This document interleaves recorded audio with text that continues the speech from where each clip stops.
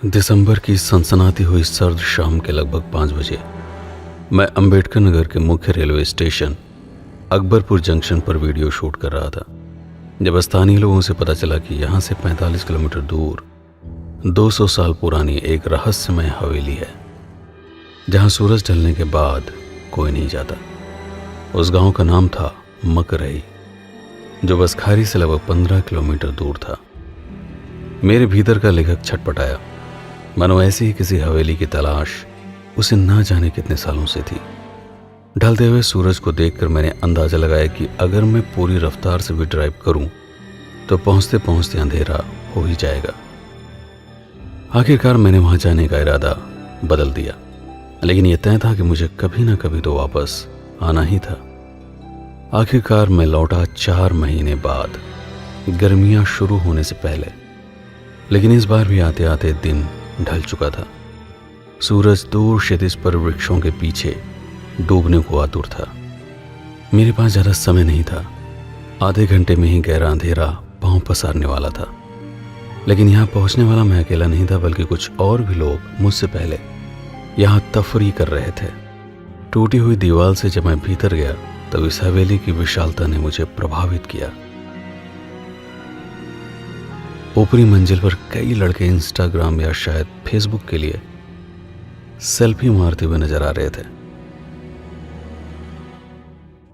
उनकी तादाद देखकर मैं समझ सकता था कि वह झुंड में क्यों आए हैं, क्योंकि जब आप अकेले होते हैं तो ऐसी फटती है कि ना आप बता सकते हैं और ना ही किसी को दिखा सकते हैं। मैं तो यही सोच कर आया था कि यहां पर सन्नाटा होगा, लेकिन इन लोगों को देखकर मैंने सोचा शायद हवेली के इतिहास के बारे में इन्हें कुछ जानकारी होगी, सिवाय इसके कि इसे किसी राजा ने बनवाया था, सैकड़ों साल पुरानी है, रात होने के बाद कोई यहाँ पर नहीं आता। इसके अलावा कोई भी जानकारी इन लोगों से मालूम ना हो सके। चैनल को सब्सक्राइब करने के बाद घंटे को दबाना ना भूलें, ताकि भविष्य का हर एक वीडियो आप सरलता से देख पाएं। आने से पहले मैंने गूगल मैप पर मकरई की हवेली को खोजने की कोशिश की, लेकिन इसका कोई अता पता नहीं था। इतनी विशाल, भव्य और देखने में रहस्यों से भरी हुई यह हवेली इतनी उपेक्षित। कई लोगों को आज भी यकीन है कि इस हवेली में पुराने राजाओं के गुप्त खजाने जमीन के नीचे दफन है, जिन्हें पाने के लिए वो दिन में समय निकालकर चोरी छुपे किसी न किसी कमरे की ओंठ में खुदाई करते हैं। अब किसको क्या मिला क्या नहीं कौन जानता है, लेकिन ये तय है कि इस हवेली की बनावट ऐसी है कि दिन में तो ये रोमांचक लगती है, लेकिन रात में अगर आप यहाँ आकर अकेले कुछ समय बिताएं तो शायद आपका दिमाग हर उस चीज को साकार कर देगा जिसके बारे में सोचकर आपको डर लगता है। भूत, प्रेत, आत्मा, साया, शैतान, पिशाच। और अगर आप इन चीजों को नहीं मानते तो रात में डरने की एक दूसरी वजह भी है, जंगली जानवर। क्या पता रात में भी यहाँ कई लोग झुंड में आकर टार्च की रोशनी में खुदाई करते हों, खजाने के लालच में। लालच हर डर पर हावी हो जाता है। हवेली की संरचना काफी वैज्ञानिक और रोचक थी। हर कमरे एक दूसरे से जुड़े हुए थे, कई दरवाजों से। कुछ आंगन में खुलते थे और कुछ बाहर। ऐसा शायद तापमान को संतुलित करने के लिए किया गया था। यह हवेली अगर 200 साल भी पुरानी है तो निसंदेह ये उस समय की बात है जब ना एसी था, ना कूलर और ना ही पंखे। लेकिन तब भी मई जून में भयानक गर्मी पड़ती थी, इसलिए तापमान को सामान्य स्तर तक लाने के लिए हर कमरे में कई दरवाजे लगाए जाते थे, ताकि उन्हें हवा के प्रवाह की दिशा को ध्यान में रखते हुए खोला और बंद किया जा सके। आजकल जिस तरह के घर बनाए जाते हैं उसमें आंगन का विशेष महत्व नहीं है, क्योंकि हम तापमान को कृत्रिम रूप से नियंत्रित कर लेते हैं। लेकिन आंगन की संकल्पना इसी आधार पर की गई थी ताकि गर्म और ठंडी हवा के बीच पैदा होने वाले दबाव से हवा का एक प्राकृतिक प्रवाह बनाया जा सके, जिससे तापमान एक सामान्य स्तर तक संतुलित हो सके। इसके अलावा घर में होने वाले कई रीति रिवाजों, शादी विवाह के समय भी आंगन क्रियाकलाप का प्रमुख केंद्र बन जाता था। हवेली के पीछे पश्चिम उत्तर के कोण पर शायद जानवरों के लिए व्यवस्था की गई थी। गाय, भैंस, घोड़े या किसी भी तरह के पालतू जानवर जो मनुष्य की जीवन शैली को किसी न किसी रूप में लाभान्वित करते थे। पीछे की तरफ एक और छोटा आंगन दिख रहा था। निश्चय ही ये महिलाओं के लिए निर्मित किया गया होगा। महारानी, राजकुमारियां और उनकी परिचारिकाएं यहाँ पर पुरुष वर्ग से अलग थलग रहते हुए अपना जीवन यापन करती रही होंगी। निश्चय ही कभी ये हवेली संपन्न रही होगी, लेकिन आज यहाँ पर छाया हुआ था भाएं भाएं करता हुआ गहरा सन्नाटा। विचित्र नीरव था। दरवाजे, सीढ़ियां, गलियां, आंगन, कमरे सभी वीरान थे। ईंट एवं चूना पत्थरों से बनवाई गई इस हवेली के परिसर के बाहर मंदिर का निर्माण किया गया था, जो निश्चय ही एक आदर्शवादी सोच को दर्शाता है, ताकि राजघराने के लोग ही नहीं बल्कि स्थानीय लोग भी मंदिर में जात पात एवं ऊंच नीच की भावनाओं को परे रखकर एक साथ ईश्वर की उपासना कर सके। मंदिर से कुछ ही दूरी पर एक गहरा कुआं था। हवेली को बनाने से पहले पानी की आवश्यकता एवं निर्माण कार्य को सुचारू रूप से चलाने के लिए इसे बनवाया गया होगा। अर्थात यह कुआं इस हवेली से भी अधिक पुराना है।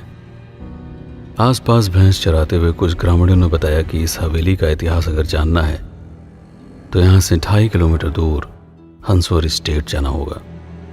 हंसवर की हवेली का मुख्य द्वार जैसे मेरी ही प्रतीक्षा में मौन धारण किए खड़ा था। जब कोई दिखा नहीं तो मैं अकेले ही हवेली के भीतर चल पड़ा। हल्की चांदनी रात थी, हवा एकदम शांत। हवेली के एक कोने में सफेद टिमटिमाती हुई रोशनी ने मुझे आकर्षित किया। प्रकाश का अर्थ है कि कोई यहां रहता होगा। लकड़ी का एक विशाल नक्काशीदार दरवाजा, लेकिन ताला बंद। मैंने चारों तरफ नजर घुमाकर देखा, किंतु कोई भी नहीं था। ऊपर छत पर विश्राम कर रहे कबूतर शायद एक अजनबी को देखकर घबरा गए। उनके पंखों से निकलने वाली फड़फड़ाहट साफ सुनाई पड़ी। हवेली के दूसरे छोर पर शायद कोई हो। एक साइकिल और ठीक वैसा ही दरवाजा, लेकिन कोई ताला नहीं। किसी के होने के स्पष्ट प्रमाण बिखरे हुए थे। फिर हर तरफ विचित्र नीरवता क्यों? निराश होकर जब मैं हवेली से बाहर निकला तो कुछ लोगों से मुलाकात हुई, जिसका समापन हुआ हवेली के वर्तमान मालिक ठाकुर राघवेंद्र बहादुर सिंह और महेश्वर सिंह के एक संक्षिप्त इंटरव्यू के साथ। जहाँ तक हमारी जानकारी है, उसके पहले नहीं बता पाएंगे। माधव प्रसाद सिंह, किशन प्रसाद सिंह 2 सगे भाई थे। अब माधव प्रसाद सिंह से हम लोग हैं, किशन प्रसाद से मकराही वाले। बहुत गहरा इतिहास तो नहीं पता चला, लेकिन यह स्पष्ट था कि हंसवर और मकरही 6-7 पीढ़ियों पहले एक ही परिवार की 2 भिन्न शाखाएं थी। बाकी का इतिहास खोजने के लिए मुझे फैजाबाद गजेटियर अर्थात राजपत्र का अवलोकन करना पड़ा। बिखरे हुए इतिहास के टुकड़ों को जोड़ने पर जिस संग्रहित सूचना का जन्म हुआ वह कुछ ऐसा है। भारत का पहला मुगल शासक था बाबर। 1526 से लेकर 1530 तक, यानी अपने 4 साल के शासनकाल में अवध राज्य पर जीत हासिल करने के लिए उसने जिसे अपना सेनापति बनाया वह था मीर बांकी। 1528 में मीर बांकी ने अयोध्या में निर्मित राम मंदिर को ध्वस्त करके उसकी नींव पर मस्जिद का निर्माण प्रारंभ करवाया। बाबर को खुश करने के लिए उसने इसका नाम रखा बाबरी मस्जिद। यह आज भी विवाद का विषय है कि बाबरी मस्जिद के निर्माण के लिए क्या बाबर ने मीर बांकी को आदेश दिया था या फिर यह उसका अपना निर्णय था। यह विवाद बाबर के हस्तक्षेप से सुलझ सकता था, लेकिन मस्जिद निर्माण के दौरान ही 1930 में उनके देहांत के साथ यह और भी ज्यादा उलझ गया। तब से चला विवाद अब जाकर अपने अंजाम तक पहुंचा है। पर बीते हुए लगभग 500 सालों में लोगों ने बार बार बाबरी मस्जिद को ध्वस्त करके वहां पर फिर से राम मंदिर निर्माण के लिए अपना सर्वस्व न्यौछावर कर दिया। बात 1528 के बाद की है। राम मंदिर मीर बांकी द्वारा तोड़ा जा चुका था और मस्जिद का निर्माण तीव्र गति से हो रहा था। इस निर्माण कार्य को रोकने के लिए कई राजाओं ने अयोध्या पर छोटे छोटे आक्रमण प्रारंभ कर दिए, जिसमें शामिल थे हंसवर के राजा रणविजय सिंह भी। अपने पुरुषार्थ से कुछ अन्य राजाओं के साथ मिलकर उन्होंने मस्जिद के निर्माण कार्य को 15 दिनों तक रोके रखा। मीर बांकी के पास मुगलों की विशाल सशस्त्र सेना थी। फिर भी सभी राजाओं ने अपनी पूरी क्षमता के साथ युद्ध किया और वीरगति को प्राप्त होते रहे। रणविजय सिंह के बाद उनकी पत्नी जयराज कुमारी ने 3000 महिलाओं की सेना के साथ जन्मभूमि पर आक्रमण किया। महारानी की प्रबल भावनाओं को देखते हुए कई साधु संतों ने भी उनका साथ दिया। बाबर के मरने और हुमायूं के राजा बनने के बीच सेना का तालमेल बिगड़ा और इसी का फायदा उठाकर जय राजकुमारी ने जन्मभूमि पर अधिकार कर लिया। कुछ दिन बाद हुमायूं के आदेश पर शाही सेना ने अपनी पूरी ताकत से हमला बोला और कई साधु सन्यासियों के साथ ही महारानी भी वीरगति को प्राप्त हुई। इस ओजस्वी परिवार की कई पीढ़ियों ने अयोध्या के राम मंदिर के लिए अपना संघर्ष जारी रखा।